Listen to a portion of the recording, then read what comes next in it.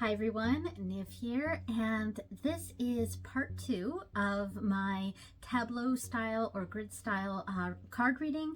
And so yeah, let's get started.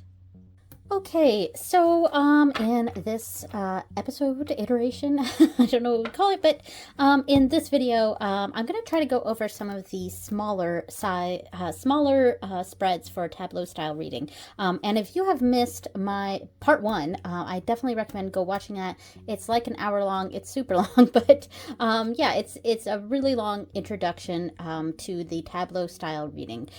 So I am using the Green Glyphs Tarot right now. I decided to go ahead and just use the tarot, and I probably just use this deck for this video, just to keep things simple. So yeah, so Tableau style. All right, so in the last episode, we kind of talked about the 9-card box, the 3x3, and the general layout of that. And now we're kind of breaking that up a little bit, and we've got the 3-card reading, of course, a 3-card. I'm just going to lay down 3 cards here.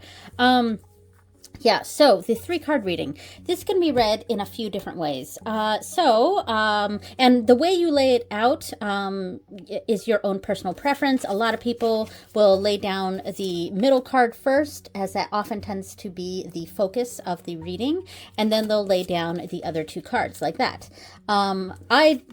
Personally, I prefer to just lay them out like this. That's my go-to. So, of course, it is personal preference, whatever works for you.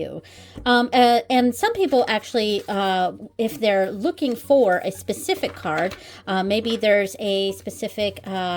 maybe there's a significator card. So let me see if I can find a court. Okay, so here's a Queen of Cups. So say that is the significator for whatever it is that you're doing a reading on. You might search through, see, I'm searching for the Queen of Cups. Here it is, and then you put the card behind it and the card in front of it. So, and then there you go. That is their reading. Yeah, you could do something like that. Other people will search out the significator card, place that, and then shuffle again and pull out the other 2 cards. Yeah, so I mean, that's certainly a possibility. The 3-card reading can be a past, present, future, or a flow of energy. Of course, we're reading in Tableau style, so that it's not so much that these have separate meanings, because they are read together. Each of the cards connect to each other. It's not this card means this card means this, and this card means this. But in a narrative reading, basically we will have the beginning, the middle, and the end. The past, present, future. And that is pretty typical with regular non-grid style reading. But that is sort of looking at the cards as separate positions instead of reading them together. Yeah, but in a narrative style, I would read it kind of like this, then this, then this. So that's the flow of energy that happens. The other way to read a 3-card reading is a descriptive thing. So let's say this is what is being described. Okay, so the 5 of Swords here, we see some sort of some sort of defeat going on, and what's describing this defeat? All right, well, we have the moons, which is kind of an elusiveness, or we can think of it a little bit more literally, and we will say that it's something that happened at night, or yeah, something like that. Maybe it happened at night. Maybe it happened on a full moon. Maybe, or there's other descriptors we could come up with to represent the moon here, describing this event or this thing that's going on. And then the other descriptor card is right here, and it's the 3 of Stones. So let's say it's a concerted effort.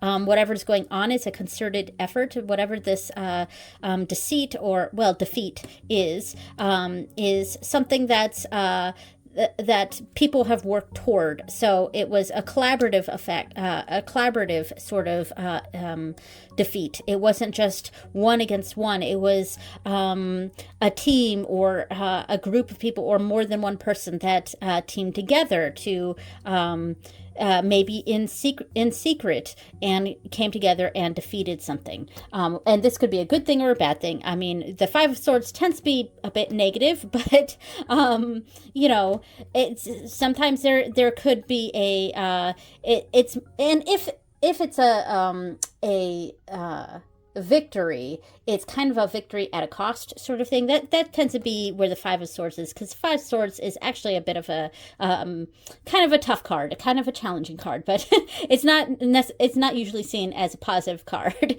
But yeah. So that's the other way to read a sort of a 3-card reading. And if we use these same cards for a narrative, we could say a secret, you know, because the moon often represents a sort of secret, and the moon in tarot is a little bit different than the moon in Lenormand. And I've mentioned this a few times. I kind of see the moon like a mirror, and in both. And in Lenormand, it's your reflection coming back at you. So it's kind of what you're reflecting out to the world. It's your reputation, things like that. Whereas in tarot, it's kind of the other side of the mirror, and it's what's sort of hidden behind and what's not being broadcast, but still exists behind the veil, behind the mirror. That's kind of how I think of the moon in the two different aspects, and it's actually one of my trouble cards in tarot, because that elusiveness is something that I often find difficult to interpret in readings, but that's my own experience with the moon card. So a narrative with the 3 cards here. Let's see, we start off with the moon. Maybe there's a secret. Maybe there's something not being said. There's, you know, or we could think of it literally. Maybe something happens at night, you know, things like that. But say there's a secret that we feel defeated by, or that a secret that's maybe been revealed. This was a secret that wasn't supposed to be revealed, and someone revealed it. That could be what's going on here. And for their own benefit, because that's kind of the Five of Swords. It is a defeat, but, you know, someone's winning in this situation, but it's winning at the cost of something else. And it's winning at maybe gone too far or something like that. Yeah, that's kind of the feeling that I often have with the Five of Swords. So maybe there was a secret that was revealed that helped one person, but to the detriment of the other. And then we have the Three of Stones, which is actually a bit more positive, and it's sort of a group effort and kind of a coming together to build together. So we started off with a secret that was sort of revealed that was beneficial to some, but detrimental to others. But there was something that was able to be built upon that and to be moved forward. So that's a bit of a narrative here. So that's a 3-card. 2 different ways to read a 3-card reading. And we can, you know, and then, like, let's say we're looking for, maybe we're describing a person. Where's that Queen of, or the King of Cups here? Yeah, so let's say this King of Cups represents a person, and we want to describe this person. Maybe I would actually pull out all of it. Like if I didn't know which court card to choose, I may pull out all of the court cards and then shuffle just the courts and pull out a court card right there, and then use the rest of the cards to be used to describe this person. All right, so we've pulled out a court card here that to me this would represent, this would describe this person's personality, because the court cards tend to be more personalities, or yeah, something like that. So I might say this represents its personality, and then I might pick random cards to represent more attributes of this person. Okay, Justice. Okay, this is someone who's very fair. And let's see, and the Four of Cups, fair but aloof. Yeah, so that could be, we have the King of Cups, who is, the King of Cups is kind of in, like, very stable in their emotions, and you know, it's funny because the King of Cups can sometimes feel very almost cold, because they are still compassionate. The King of Cups is still has a compassion to them, but they've sort of been able to rise above their feelings, and to some that might come off as cold, but it's more of a measured approach and knowing when to be emotional and when to not be emotional, which is maybe not so much me. Yeah, so King of Cups, that's sort of the personality of this person, and they also are fair and balanced, but they're aloof and maybe a little distant, maybe not always showing their emotions, maybe feeling a bit apathetic. So that makes sense. Or we can start looking at other aspects. You know, there's a lot of white in here. I mean, I know these are like kind of cream colored cards, but you know, this is an angel, and so we might think of a person that maybe has the white hair, maybe they're older, or let's see, maybe they have children, or I'm trying to figure out how to describe like characteristics, like physical characteristics. All right, let's not pay attention to, you know, the fact that there's a child here that they're walking away from. Maybe it's a divorced dad. Who knows? But okay, so we've got white hair. And maybe, let's see, we've got two elephant cards, so maybe they're a larger in stature, whether that's weight or just stature size, like height. It could be either one of those. Let's see. Yeah, I mean, that sort of describes what it was that I was looking at here. So we got like two cards that are elephants, so it is describing perhaps a larger person, and maybe they have white hair, something like that. So yeah, I mean, I could keep going on different ways to read that. So that's one way to read, well, a few ways to read 3-card readings. The other type of reading I like to do is a 5-card. So same sort of deal. You can lay them out like this: 1, 2, 3, 4, 5, like that, all in one line. Or you can pull out the middle card and then pull out the 2 behind and the 2 in front, or you can find a specific significator card and pull that and put that in the middle. There, either whatever you choose to do, just set your intentions before you do it, or be consistent in how you pull out the cards. But I do like to pull them out this way. So this sort of layout, and I don't know if I talked about this layout in the previous video. It's possible I did. So some of this may be repeated, but yeah, so this sort of layout can be read in the same way, where we have the beginning of the story and the end of the story as a narrative. We can read it like that. So we got the 6 of Cups, the 8 of Cups, the Empress, the 7 of Swords, and the Ace of Swords. So we can read it like a narrative, like that. This happens, and this, and this, and this, and this. So that's the narrative sort of reading, which is more of a past, present, future sort of vibe there. And the other way I like to read that is where this is the present. This is what's going on right now. This is the near past, near future, far past, far future. These have the most influence on the here and now. These have more distant influences. That's primarily the way I like to read a 5-card. Yeah, that tends to be how I read that. This is the here and now. This is what's affecting it the most, and what's more distantly affecting this. And then you can also start mirroring cards. So these two cards are connected. This 8 of Cups can be read with the 7 of Swords. Let's see, the 8 of Cups is, to me, a card about sort of moving on, saying goodbye to something that was good before, but has now become a detriment. I mean, we have these filled cups here, but it's raining, so maybe this good thing has turned sour. You know, that tends to be kind of how I think of the 8 of Cups. It's moving on from something that was beneficial, but you're making the bigger person decision and moving on, sort of. It depends on the context, of course.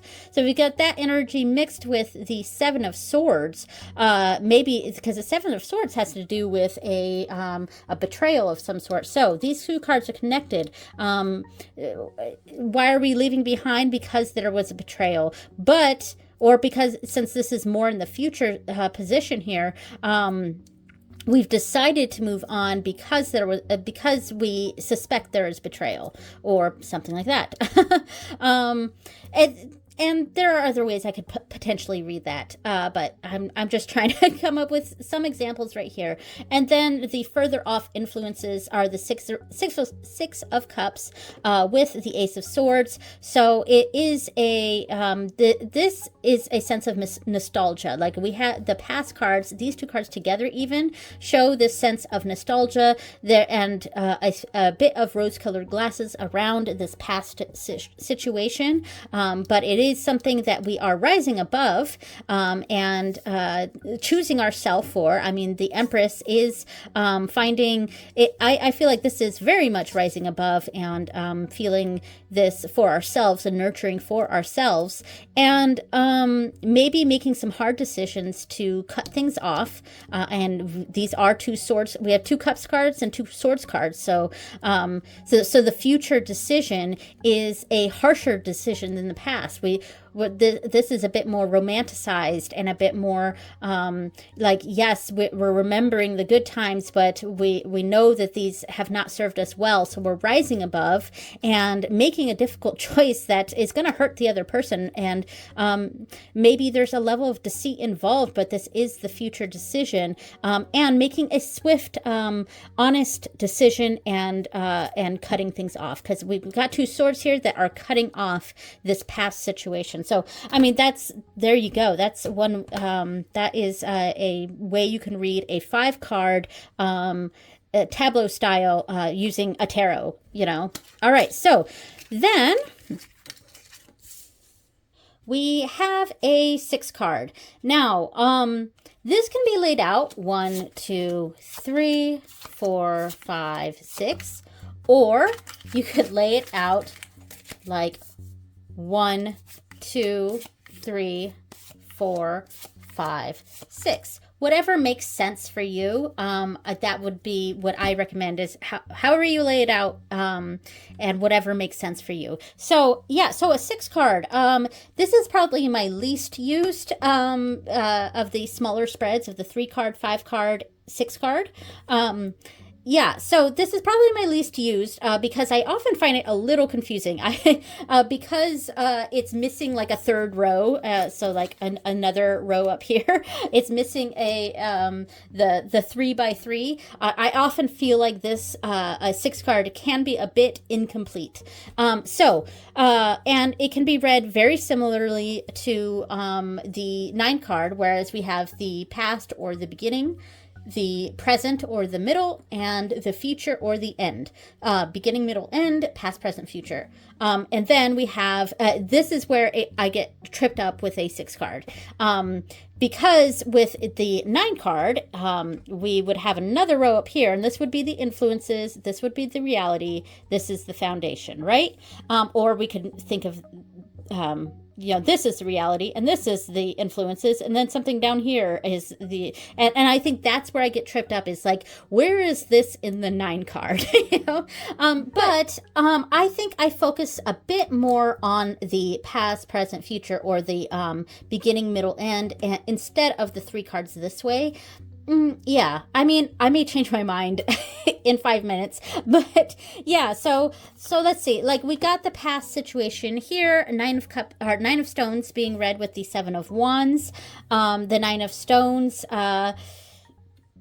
is sort of a living in luxury. I mean, we got this hermit crab on top of these stones, like its house, and it's protected from the water that's off in the distance. Yeah, so it tends to be a bit of a life is good right now, but combined with the 7 of Wands, but this didn't come easily. This is this past situation, or the beginning of the story, is a comfortable living, but it came with difficulties. It was hard to achieve. The 7 of Wands is a defensive sort of thing, so it's something that we needed to defend. And then we've got the present, and we've got the 8 of Swords with Temperance. So the 8 of Swords is kind of feeling trapped in what we have. maybe things are going a bit too slow in life right now. Maybe things are too easy, and we've got Temperance here, a feeling of being trapped in the monotony, maybe because the Temperance card is all about even energies, and there's nothing extreme going on in one way or the other. So there could be a feeling of being in a rut. And then we have future cards here. We've got the Page of Cups, a starry-eyed sort of idea here, and the Two of Cups. So potentially, like, there could be a new partnership happening, whether that's romantic or friendship or whatever, or a new baby. I mean, you know, that's one way I might read this, depending on the person I was reading for. And their personal situation, there could be something like that going on. But in general, the Page of Cups is very gentle, and maybe they're getting some kind advice or comfort from a close friend or a partner or a spouse, etc. So there is a sort of positive going on, and a getting out of a rut, and it seems to be very wholesome, because the Page of Cups is quite wholesome. So the last two cards here seem like a wholesome ending to a mostly trivial problem, you know. But and then the other way you can add a little bit more information is we've got these two cards, because you see that it's the entrance card and the exit card, and they knight. And so that is the one thing I actually really like about a 6-card reading, is that we've got two knighted cards here that I think really are important to the story. And so the 9 of Stones with the 2 of Cups, we're in this place of luxury because of our strong bond with someone or something, perhaps. We're in that position because of a strong bond, and so we need to keep that in mind. And that's the primary diagonal, or the primary knight in here, and not knight as in a knight in a tarot card, but knighting as in we've got here this knights. So I don't know if you know anything about chess, but like that obviously the name knighting comes from chess. But yeah, it's whatever, 2 over, 1 down, or opposite, or you can do 2 up and 1 over, you know, etc. So that's the primary knighting in a 6 card here, and the primary thing we should think about. And then this is the hidden influences, just like with the 9 card box, where the secondary diagonal was the hidden influences, especially this. So I think we need to remember that it took a lot of fighting and defending to get to the position that we're in. So sometimes, yeah, maybe we feel like we're a little bit stuck here, or there's not a lot going on.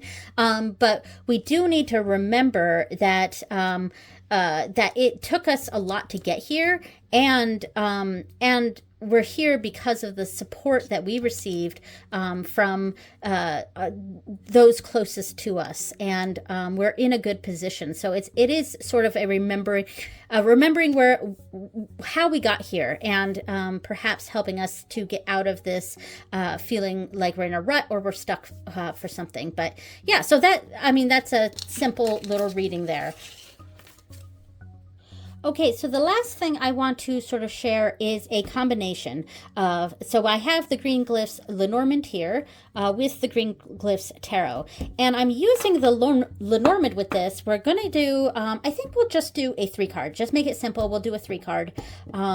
Yeah, I think we'll do a 3-card. I'm trying to decide 3-card or 5-card, but I think we'll do a 3-card, and this, we're going to actually use the houses method. Yeah, so we could do, we could pull out a grand tableau mat, and that has all the houses on there, or lay out the Lenormand cards in order. But another way to use houses is to pull random Lenormand cards. So let's do, it's almost like we're doing 2 readings in one. So it's, and it is almost like a 6-card reading that we're doing here. So we're going to pull out a random 3 cards. So we go, person, snake, and bear. Okay, interesting. All right. So, I mean, you can sit there and read that on its own to represent something. So starting off with the person, snaky situation. Yeah, this person is experiencing a snaky situation with someone in charge. So yeah, maybe we can start it off with that. So that's the situation that's going on. And then we'll shuffle the tarot cards, and these will act as the houses. So this is the actual reading. This is kind of each of these cards is representing someone, or is representing a position, essentially, because that is kind of how it is with working with houses. This is the house, and now we're going to put the actual reading, the actual information on top. So we've got the King of Wands for the person. Now, it's funny that we got a court card. Then we have the Tower. Okay, this is maybe something we weren't. It was very sudden that's going on. And then finally the bear, or the this, I could not have picked better cards to fall in these positions, I swear. And I swear I did not choose these out. This was very random, but kind of perfect, because we got a court card for the person card, and then we got the Tower for the snake, like the tricky situation, the deceitful situation, or, you know, something that's disrupting things. And then we have the Emperor, which kind of is like that boss kind of authoritarian energy in the house of the bear. So it's almost like these, like, wow, this was a little too perfect, actually. Actually, you know what? Because this is a little too perfect, these things fit too well, I may actually pick different cards here, just so that we can have something totally different, because this was a little too perfect. All right, so let's try, let's see. We have let's say the World here. So this person is feeling like they're on top of the world. Then we have, Death. Okay. Now, we could think of it like a literal death, sure, or the ending of something. Something ends that was done in a very deceitful sort of way. And then the bear, the devil. Again, that's a little too perfect. Let's find something that's, the Queen of Stones for the bear. So, yeah, that's interesting. That would be... So the snake is, or the snaky situation is ending, and then we are finding stability and comfort in the Queen of Stones. There we go. So this feeling of being on top of the world has come to an end in a pretty nasty sort of way, and but we have this mama bear. Basically, we have this mama bear energy to go into, so that's pretty interesting. So that's using houses, essentially. Now, of course, you can, like I said, you can lay out all of the Lenormand cards in order and have the actual houses in the spots that they're supposed to be in. But for the smaller spreads, especially when we're using decks that are not Lenormand to read in this Tableau style, doing it this way is actually a pretty good idea. And you could, you could do a 6-card like that. I'm just laying out some cards here. So like that's the 6 card, and then laying on top the cards from the tarot here. And when you do this sort of method, it does help to have cards that are pretty similar in size. The mini decks that I have, the Mildred Payne, I can use a regular Lenormand underneath, and then have the Mildred Payne on top. And in fact, I have a picture that I'll overlay on here using the folkloric Yule. I can't remember the name of the Lenormand, the Yuletide Lenormand. The Yuletide Lenormand underneath with the houses in the spots that they're supposed to be in, and then I used the Mildred Payne Secret Pocket Oracle over top. So that's the other way you can sort of do that. So anyway, I think that is it for this video. So we discussed a 3-card, different ways to read a 3-card reading, ways you could read a 5-card line, and a 6-card reading, and how to potentially use some houses, Lenormand houses, and then read it from there. All right, I think that is it. Thank you so much for watching, guys, and I will see you in the next episode. If there's anything specific about Tableau-Style that you want me to do a video on, want me to demonstrate, please let me know down in the comments, and it also helps out my channel a lot, so thank you so much. All right, I will see you guys later. Bye!